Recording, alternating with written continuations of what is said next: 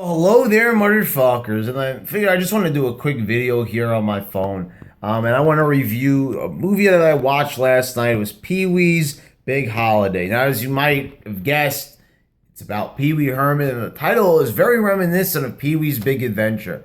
Now, I lost sight of what Paul Reubens was doing in his, in recent years. I know he recently revived his stage show back in 2010.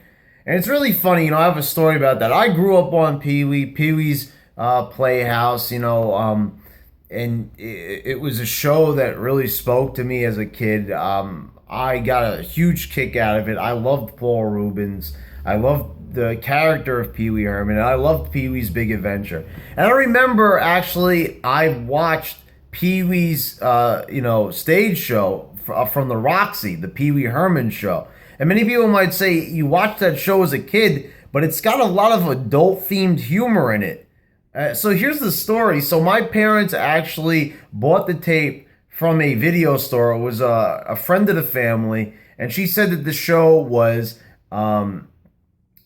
Pee-wee's Playhouse. But it wasn't Pee-wee's Playhouse. It was the Pee-wee Herman show, which was from the Roxy. And they even have a woman who's hypnotized, and they even make her strip on it. So I remember my parents brought the tape home, and as I was watching, I was like 5 or 6 or some shit like that, and they were absolutely horrified by what they saw on the tape. That came as a shock. They weren't expecting to see that, but that always stuck out in my mind. And I went back and I watched the special recently, and I have to say, it really is a great stage show and a great performance and a great precursor to Pee-wee's Big Adventure, and even more so Pee-wee's Playhouse. Now, Big Top Pee-wee, we don't even want to talk about that.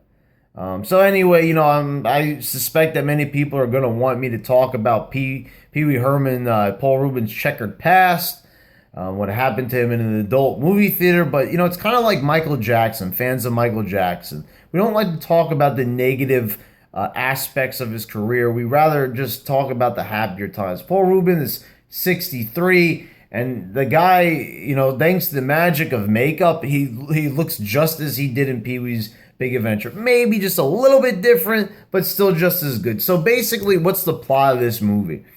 He meets up with Joe Manganiello, and they find out that they have a lot in common. They both think that having a tree house would be an awesome idea. They have a deep affection for small models of towns, root beer barrels, crazy shit like that. See, this is the thing with Pee-wee Herman that a lot of people might not understand, especially certain fans, who are new to Pee-wee Herman and the concept of Pee-wee Herman.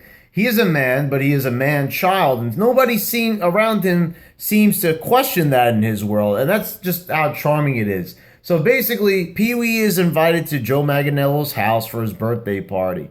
And Pee-wee has to go cross-country to New York City. And he meets up with a host of characters, such as some bank robbers, which are pretty damn fine. Oof. Yeah.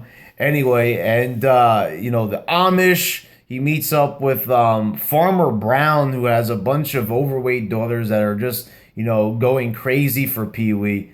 And also a guy who's supposed to be like Grizzly Adams,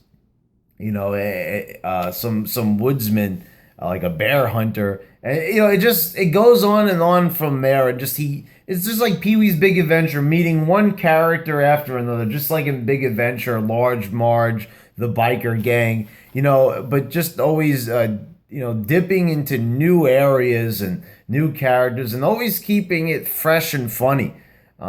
There's so many things, and also, I also have to mention the traveling salesman who has the magnetized bag of groceries and the cup of coffee on his roof.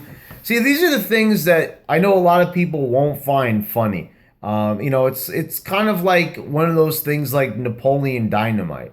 But a lot of people were charmed by Pee-wee Herman back in the day, so I'm not so sure about that. Maybe it would have a larger audience, but it is kind of like an acquired taste. Not everybody's gonna find it funny, but it's just like classic humor and just putting a fresh coat of paint on it, basically. And just reviving it for a younger age. Um, and I like that. And this movie, to me, I thought it was legitimately funny, and it was entertaining, and it was really a nostalgic ride. And Paul Rubens didn't miss a beat, and the writing is very, very much in tune with Big Adventure or the humor you would find on Pee Wee's Playhouse. But it very much is like Pee Wee's Big Adventure. Now I see reviews on this saying that Pee Wee is in the wrong time frame. People have moved past this kind of humor, and but it's getting mixed reviews, and it's getting favorable reviews, I see, and I'm kind of happy with that. You can't listen to the reviews. I learned that a long time ago. This is a movie that if you like Pee Wee in the past, growing up as a kid, you're definitely going to enjoy this movie. I was thrilled to see this on Netflix. It got released the same day as Daredevil, just yesterday of me making this video. So yeah, I definitely recommend that you go watch this.